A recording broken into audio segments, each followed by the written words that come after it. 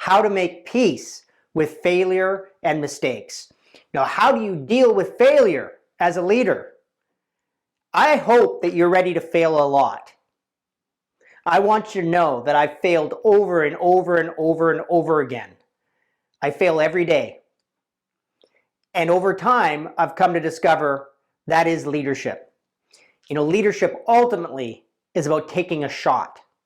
You and I take a shot at making a difference. You and I take a shot at impacting change. You and I take a shot at having our customers be better served. You and I take a shot at choosing a strategy that may not work. You and I take a shot at having conversations with our team and with people where we may not be liked or we may be criticized or judged. That's leadership, baby.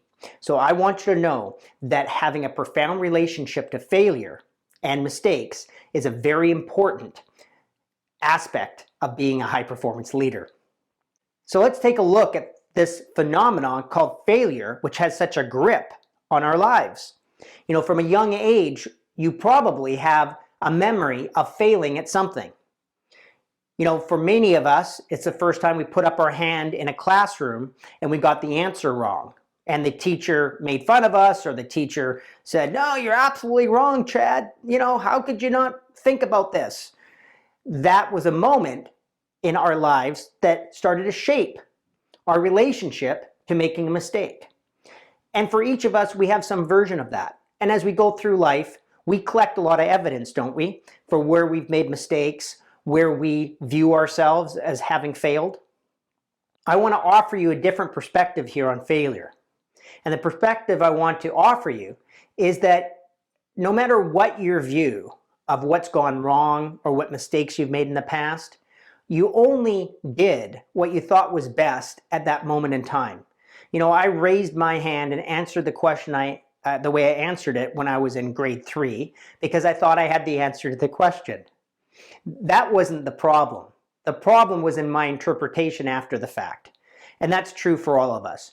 You know that we interpret things, right? And it's the interpretation of what happens to us that often lives like the truth about something. So I invite you right now just to let go of the massive interpretations that you and I carry around about how we have to be in life and how we have to measure up and what we've made failure mean. That you got the question wrong does not mean you're stupid. That you got the question wrong does not mean that you have to now, never put up your hand again in life and take a risk. So now what's a more powerful context to hold mistakes and failure with? Well, absolutely you can view them as illuminating your path to success. Michael Jordan is famous for saying that he's missed, 100 game-winning shots where the team said, "Here, Michael, you are the best player, you take the game-winning shot," and he says he failed. In other words, he missed whatever it was. It may not have been 300, but he missed game-winning shots. Now, does that mean that he didn't make some game-winning shots? Well, absolutely. Did he make more game-winning shots than he missed? Absolutely. It's no different for you or I, okay? We will miss some of the shots we take. And that only makes us sharper. It makes us more engaged. It makes us more knowledgeable. It makes us more wise. Being a leader requires mistakes. It requires not viewing failure as a setback, but rather as the pathway to success. In fact, I'll share with you, my relationship to failure literally is that it doesn't exist.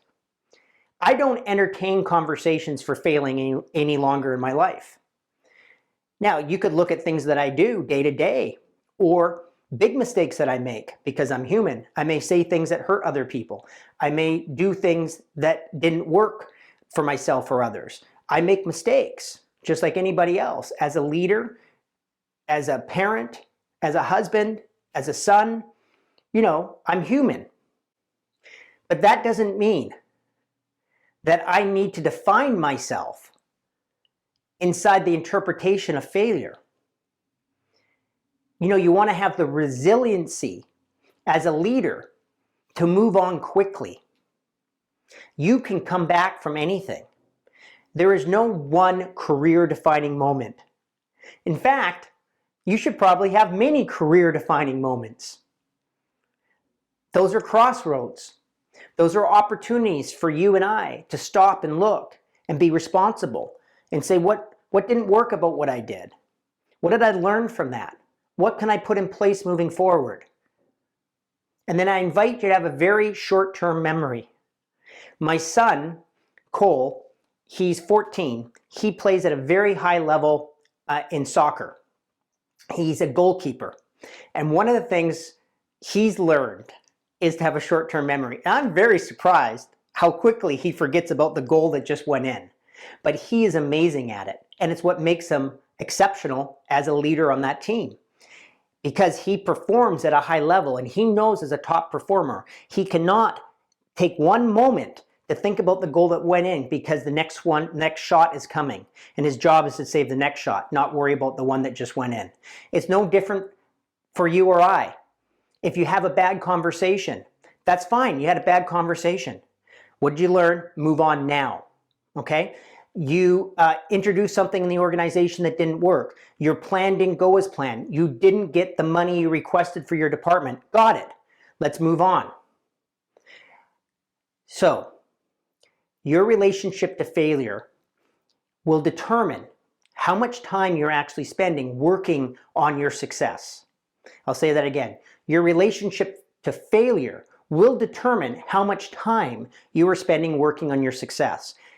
Every moment I spend dwelling on the past, feeling bad about something, right? Feeling guilty about something, is a moment in time I'm not present here working on my success into the future. And I invite you as a leader, as a high performance practice, to have a new level of discipline in not going there. Not going where? Not going to the past. Not dwelling in what happened. Okay? Learn from it quickly and then set your eyes on the next shot coming at you. Where do you move forward? You see, I could spend an entire day worrying about the past. I could spend an entire week worrying about it. I could spend an entire month. Some people spend their entire careers worrying about something that happened in the past. That's a waste of your career.